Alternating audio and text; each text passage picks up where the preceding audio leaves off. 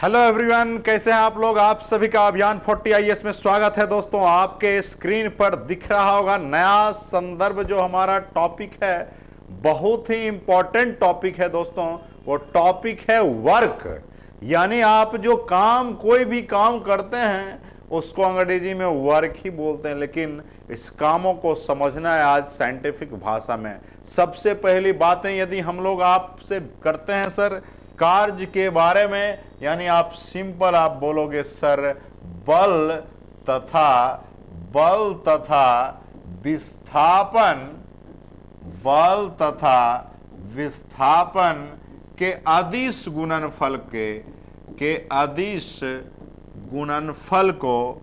अदिश गुणनफल को कार्य कहते हैं। बहुत सिम को क्या बोलते हैं सर? कार्य, यानी वर्क कहते हैं दोस्तों, वर्क कहते हैं। इसमें एक सिंपल डिफिनीशन आपको बताया गया है सर कि यदि आप फोर्स को और डिस्प्लेसमेंट का यदि अदिश गुणनफल करेंगे, अदिश गुणनफल का मतलब होता है स्केलर प्रोडक्ट करेंगे, उसको हम लोग वर्क बोलते हैं। जैसे आप लिख सकते हैं, किसका बोला? फोर्स का बोला है सर, फोर्स। और किसका बोला सर? डिस्प्लेसमेंट बोला, यानी विस्थापन बोला। और किसका कैसा गुणनफल? अदिश, यानी स्केलर प्रोडक्ट बोल रहा है। कैसा प्रोडक्ट बोल रहा है सर? स्केलर प्रोडक्ट बोल रहा है। तो स्केलर प्रोडक्ट में कौन सा एंगल होता है? Cos of theta. ये किसका फॉर्मूला है? वर्क का फॉर्मूला आपका बन गया force into displacement into cos of theta. Cos of theta इसलिए आया क्योंकि जब स्केलर प्रोडक्ट की चर्चा होती है, स्केलर प्रोडक्ट का दूसरा नाम डॉट प्रोडक्ट भी है। क्या नाम है सर? डॉट प्रोडक्ट भी नाम है। और इसको हिंदी में हम लोग अदिश गुणनफल बोलते हैं। क्या बोलते हैं सर? अदिश गुणनफल बोलते हैं। तो इस केस में हमारा ए डॉट बी बराबर हमारा होता है A B cos of theta. लेकिन यदि वेक्टर प्रोडक्ट की बात होती है, किसकी बात होती है सर? वेक्टर प्रोडक्ट की बात होती है, इसका मतलब सदिश गुणनफल की बात होती है, तो हमारा होता है ए क्रॉस बी बराबर ए बी क्या? Sine of theta. क्या होता है sir? A B sine of theta. यहां हमारा स्केलर प्रोडक्ट था, इसीलिए किसका प्रयोग किया गया? कॉस ऑफ थीटा का प्रयोग किया गया दोस्तों। दूसरी बातें, एक और बातें आपको समझना है सर, इसको आप लिख सकते हैं। कार्य बराबर बल इंटू क्या सर? विस्थापन। कार्य बराबर आप क्या लिख सकते हो? बल गुना विस्थापन। सिंपल भाषा में आप कह सकते हैं बल और विस्थापन के अदिश गुणनफल को कार्य कहते हैं, यानी वर्क कहते हैं। और आप सामान्य ये भी कह सकते हो बल और विस्थापन के गुणनफल से प्राप्त राशि को वर्क कहते हैं। वर्क के बारे में जानेंगे दोस्तों, क्या है, कैसे है, चीज़ों को समझिएगा दोस्तों। सबसे पहले चीज़ों को समझने के लिए आपको आना होगा सर, सबसे पहले वर्क का आपने फॉर्मूला बताया F S cos of theta. गौर से समझिएगा, F S cos of theta. ये आपके पास सबसे पहला सवाल, वर्क का मतलब कार्य, यानी आप इसको कह सकते हो काम। कोई भी काम को आप करते हैं वो हमारा वर्क है। अब देखिए, मान लिया जाए ये दीवार है, ये क्या है सर? वाल है। ये हमारा वाल है। क्या है दोस्तों? वाल है। इस पर हमने 10 न्यूटन का फोर्स लगाया। कितना न्यूटन का फोर्स लगाया? 10 न्यूटन का। लेकिन ये दीवार अपने जगह पर ही रहा, कोई भी इसमें चेंजिंग नहीं आया। तो इस कंडीशन में क्या होता है कि इस पोजीशन में, यानी इस बॉडी जो है डिस्प्लेसमेंट हुआ ही नहीं, यानी डिस्प्लेसमेंट इसका क्या है सर? जीरो है। यानी इस बॉडी में विस्थापन क्या है सर? शून्य है। और शून्य विस्थापन होने के कारण कार्य हमारा जीरो होता है। क्यों जीरो होता है? क्योंकि इसका मान जीरो हो जाएगा तो ये सब जीरो हो जाएगा, इसका मतलब वर्क क्या हो जाएगा? जीरो हो जाएगा। पहला केस, विस्थापन यदि जीरो होगा, डिस्प्लेसमेंट जीरो होगा, तो वर्क क्या होगा दोस्तों? जीरो हो जाएगा। क्लियर है? एक कंडीशन हो गया। दूसरा कंडीशन होता है दोस्तों, दूसरा सेकेंड कंडीशन है सर, यदि थीटा का मान 90 डिग्री हो गया, थीटा का मान कितना डिग्री? 90 डिग्री होगा, वहां पर भी हमारा वर्क यानी कार्य क्या होगा सर? शून्य होगा। कार्य हमारा क्या हो जाएगा? शून्य हो जाएगा, यानी जीरो हो जाएगा। आप कहोगे कैसे? जैसे मान लिया जाए आप 10 केजी का थैला को 90 डिग्री के कोण पर आप पकड़े हुए हैं, इसका मतलब आप कोई काम नहीं कर रहे हैं। इसलिए काम नहीं कर रहे हैं क्योंकि यहां पर थीटा का मान 90 डिग्री जो ही रखेंगे तो कॉस 90 बन जाएगा, और आप जानते हैं दोस्तों कॉस 90 का मान जीरो होता है। उस कंडीशन में हमारा वर्क क्या हो जाएगा? जीरो हो जाएगा। यानी दो केसेस आपके बीच आया। सबसे पहला केसेस आया, यदि किसी बॉडी पर आप फोर्स लगाते हैं लेकिन बॉडी के पोजीशन में कोई तरह का चेंज नहीं आया तो कार्य हमारा शून्य होगा, क्योंकि डिस्प्लेसमेंट शून्य तो सबको शून्य कर देगा। यदि थीटा का मान 90 डिग्री हो यानी परपेंडिकुलर हो तो उस केस में भी हमारा कार्य क्या होता है दोस्तों? शून्य हो जाता है। हमारा कार्य क्या हो जाता है? शून्य हो जाता है। तो दो केसेस आपने पढ़ा कि कार्य शून्य किस कंडीशन में होता है, कार्य जीरो किस कंडीशन में होता है। तो दो कंडीशन मिला। पहला कंडीशन मिला, यदि विस्थापन जीरो हो तो हमारा कार्य जीरो होगा, यदि थीटा का मान 90 डिग्री हो तो हमारा कार्य शून्य होगा। क्लियर है दोस्तों? आगामी टॉपिक पर चलते हैं। दूसरा टर्मिनोलॉजी आता है सर, वर्क के यूनिट से सवाल आते हैं सर। वर्क के किससे सवाल आते हैं? यूनिट क्या होता है सर? इकाई क्या होती है? तो अब सबसे पहला सवाल, अगर वर्क के यूनिट की बात करेंगे तो सबसे पहला यूनिट जूल होता है। कौन सा होता है सर? जूल होता है। लेकिन जब हम वर्क के फॉर्मूला की तरफ जाएंगे तो वर्क का फॉर्मूला था बल गुना क्या दोस्तों था? विस्थापन था। तो आप यानी कह सकते हो फोर्स इनटू डिस्प्लेसमेंट था। फोर्स की यदि हम लोग चर्चा करें तो फोर्स का यूनिट न्यूटन होगा और इसका यूनिट मीटर होगा। यानी ये भी यूनिट है और ये भी यूनिट है। इस कारण से आप लिखते हैं 1 जूल बराबर 1 न्यूटन मीटर। क्लियर है? गौर से समझिएगा। ये भी हमारा तो यूनिट हमारा जूल हो गया, दूसरा हमारा न्यूटन मीटर हो गया। अब सुनिएगा बात को, वर्क का एक और यूनिट होता है सर। वो कौन सा यूनिट होता है? बल को आप तोड़िएगा तो होता है मास यानी द्रव्यमान गुना क्या दोस्तों? त्वरण होता है और गुना विस्थापन होता है। अब लिखिएगा सर, क्या हो जाएगा आपका दोस्तों? मास का केजी होगा, एक्सेलरेशन का metre by S square, displacement का मीटर। यानी आप लिख सकते हो केजी एम स्क्वायर पर सेकेंड स्क्वायर। ये भी हमारा यूनिट है। अभी तक में आपने देखा जूल भी हमारा यूनिट था, न्यूटन मीटर भी था, ये भी हमारा यूनिट है। जो भी क्वेश्चन में आएगा वैसा टिक लगाएंगे। एक और बात ख्याल रखिएगा, जब कार्य की बात आती है, वर्क की बात आती है, तो वर्क का एक और यूनिट है, सीजीएस यूनिट है। सीजीएस यूनिट है। वो सीजीएस यूनिट कौन है? सुन लीजिए, वर्क का सीजीएस यूनिट क्या है दोस्तों? अर्ग है। वर्क का सीजीएस यूनिट क्या है? अर्ग है।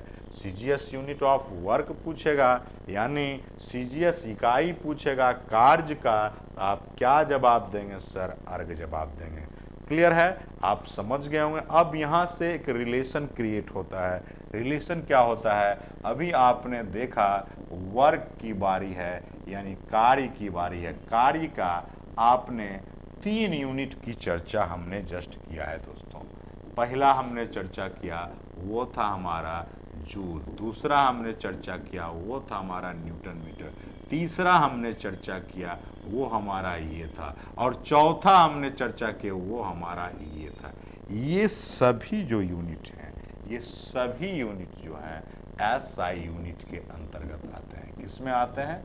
ऐसे। और ये जो यूनिट है ये हमारा सीजीएस यूनिट है। कैसा यूनिट है सर? सीजीएस। किसका सीजीएस है? तो कार्य का।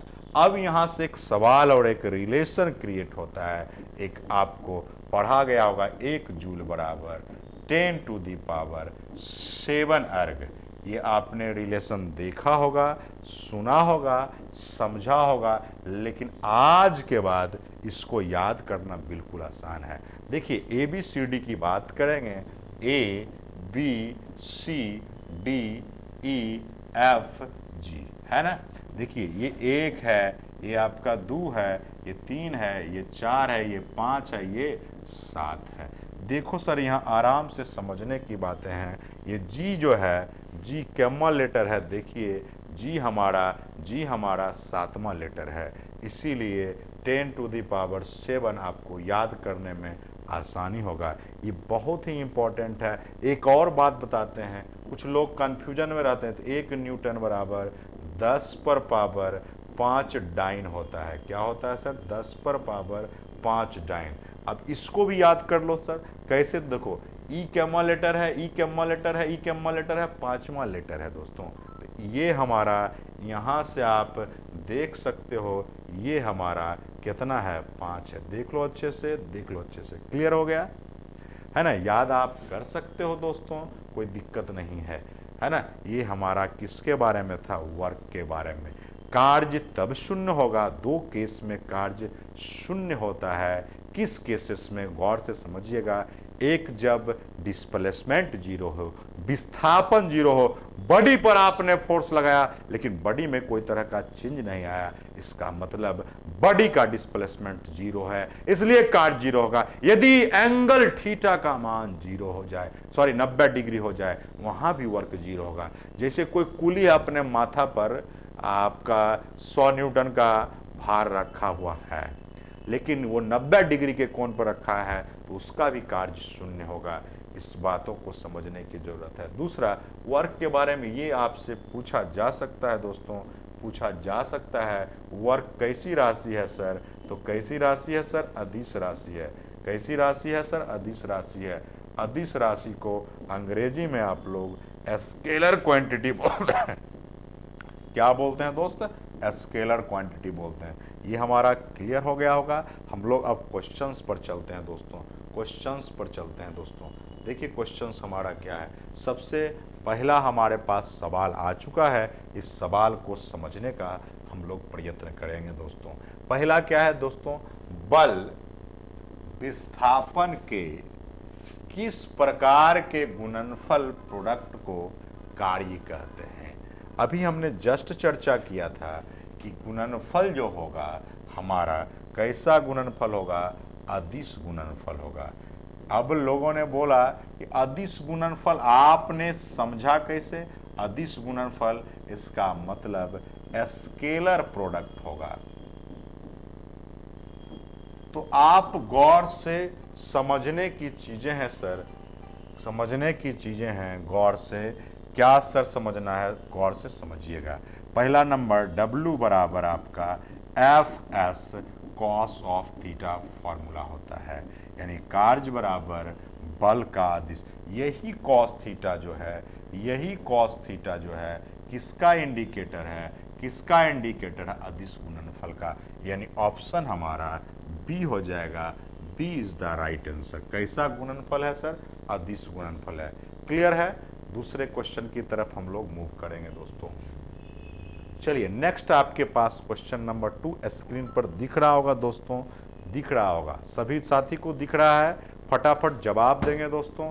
क्या दिख रहा है? देखिएगा क्वेश्चन जब हमारी बारी है तो देखिए क्वेश्चन क्या है, बोला वर्क का मात्रक निम्नलिखित में से क्या होगी, यानी वर्क का यूनिट पूछा जा रहा है, यूनिट पूछा जा रहा है। तो सबसे पहले अभी पर चर्चा किया था मैंने, जूल भी होता है, न्यूटन मीटर भी होता है, अर्ग भी हो। ये अर्ग जो है कैसा यूनिट है दोस्तों, सीजीएस यूनिट है। कैसा यूनिट है, सीजीएस यूनिट है। और इसका आंसर उपर्युक्त सभी होगा, ऑल ऑफ दिज होगा, ऑल ऑफ दिज। यदि चर्चा हम लोग करें तो वर्क का 4 यूनिट लोगों ने पढ़ा। पहला पढ़ा दोस्तों जूल पढ़ा, दूसरा पढ़ा न्यूटन मीटर पढ़ा सर, तीसरा यदि चर्चा करोगे सर तो तीसरा आपने पढ़ा केजी मीटर स्क्वायर पर सेकेंड स्क्वायर, और चौथा आपने अर्ग पढ़ा। क्या पढ़ा सर, अर्ग पढ़ा। लेकिन अर्ग जो है कैसा यूनिट है, सीजीएस यूनिट ऑफ किसका, वर्क का है। क्लियर है, ये हमारा ऑप्शन क्लियर हो गया होगा आप लोगों को दोस्तों। और यहाँ पर एक और बात अगर याद रखना चाहते हैं दोस्तों, तो याद रखेंगे 1 जूल बराबर 10⁻7 अर्ग। क्लियर है। नेक्स्ट क्वेश्चन पर हम लोग आते हैं दोस्तों। क्वेश्चन हमारे स्क्रीन पर दिख रहा होगा, जब कोई व्यक्ति इमारत पर चढ़कर उतर जाता है, उस व्यक्ति के द्वारा किया गया कार्य क्या होगा। देखिए ये क्या किया है, यहाँ पर ये आदमी जो है इमारत पर चढ़ा, इमारत मतलब बिल्डिंग पर चढ़ा और उतर गया।